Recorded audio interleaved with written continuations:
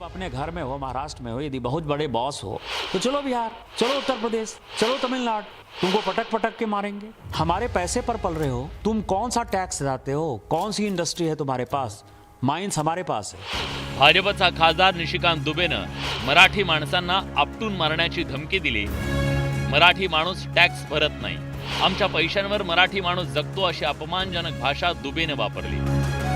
त्यामुळे महाराष्ट्रातील मराठी माणूस संतापानं पेटून उठला। पावसाळी अधिवेशनातही त्याचे तीव्र पडसाद उमटले। मराठी माणसाला असं म्हणतोय की तुझ्या राज्यामध्ये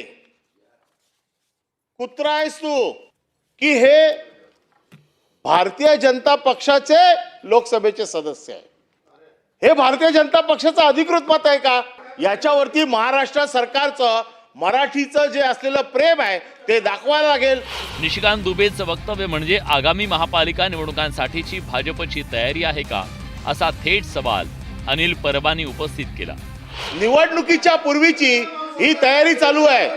हा जो कोण आहे ना माणूस, त्याला एकदा बोलवा महाराष्ट्रात। कुत्रा, महाराष्ट्राच्या माणसाला कुत्रा म्हणतोय। अरे वाघ जरा काही जखमी झाला, हे जंगली कुत्रे सगळे उभे राहिले।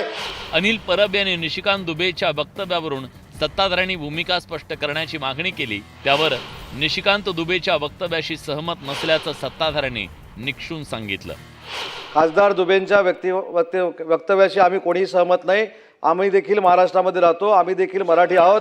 जसं त्यांना मराठी भाषेबद्दल अभिमान आहे, तसं आम्हाला देखील अभिमान आहे आणि म्हणून आमची भूमिका सरकार म्हणून आम्ही मांडलेली आहे। आम्ही कुठच्याही त्यांच्या वक्तव्याचं समर्थन केलेलं नाही, हे स्वतः काल आशिष शेलारनी विधानसभेमध्ये जाहीर केलेलं आहे। निशिकांत दुबे यांचं जर तुम्ही पूर्ण ऐकलं तर ते संघटनेच्या संदर्भात बोलले आहेत। ते मराठी माणसाला त्यांनी सरसकट त्या ठिकाणी म्हटलेलं नाही। तथापि माझं मत असं आहे की अशा प्रकारे बोलणं योग्य नाही आहे, कारण त्याचे जे अर्थ निघतात ते अर्थ हे लोकांच्या मनात संभ्रम तयार करतात।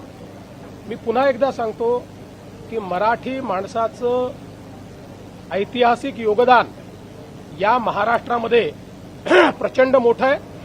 भाजपच्या खासदार निशिकांत दुबे याच्यावर गुन्हा दाखल करून कायदेशीर कारवाई करण्याची आवश्यकता आहे, तरच असल्या छुटभैया नेत्यांवर जरब निर्माण होईल। संतोष गोरे, न्यूज 18 लोकमत, मुंबई।